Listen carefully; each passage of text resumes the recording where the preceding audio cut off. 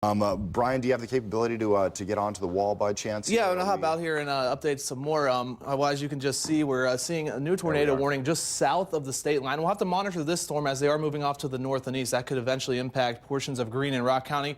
But that's not our main focus right now. We're continuing to see storms affecting portions of western Iowa County. That's going to go until 11 o'clock tonight. That's going to be the main concern here over the next 30 or 45 minutes. Again, moving off to the east-northeast at around 40 or 45 miles an hour.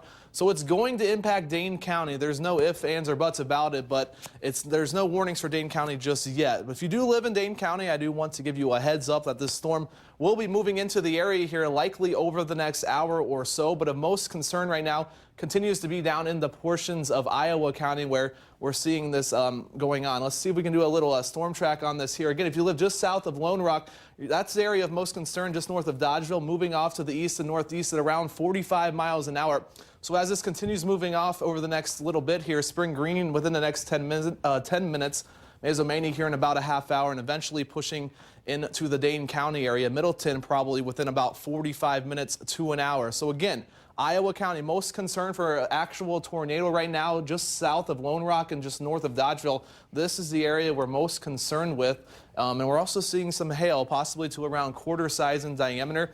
Haven't had a whole lot of hail reports lately with these storms, but not to say that we're not going to continue seeing hail with these storms. Outside of that, still severe thunderstorm warnings for Sauk, Iowa, and into portions of Lafayette County. That's going to be going until around the 11 o'clock too. And you can see this whole cluster is now moving off to the east at around 45 miles an hour. So if you are east of this storm and eventually east of Madison, you're going to be impacted by this as well. But of main concern right now is going to continue being the storm located into portions of Iowa County. We'll zoom in one more time and take a look at the winds here and what exactly is going on.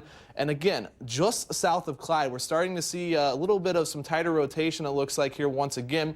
These colors indicating which way the winds are going and exactly how fast they're going. The brighter greens you are seeing, that's stronger winds towards our radar site. The brighter reds you see, that's winds going faster away from the radar site. And when you get these two colors combined here very tightly compacted, that's the best chance for an actual tornado. And it is showing rotation in the upper levels of the atmosphere. We have not had a confirmed tornado on the ground just yet, but not to say that we're not going to see one or there isn't one. Of course, it is now nighttime and very hard to spot a tornado. And of course, you do not want to be outside tracking the potential of a tornado. Just south of Clyde, if you live in these areas south of Spring Green, north of Dodgeville, that's the area of most concern.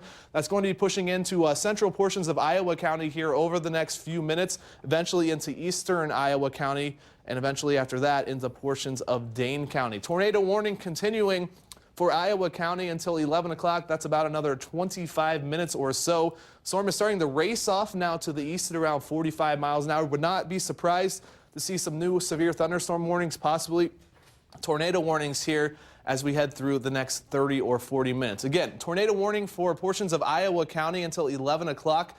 We're continuing to watch these storms just to the south of the state line. They do have tornado warnings on them as well. If those continue tracking to the north and east, we could see tornado warnings moving into portions of Rock and Greene County.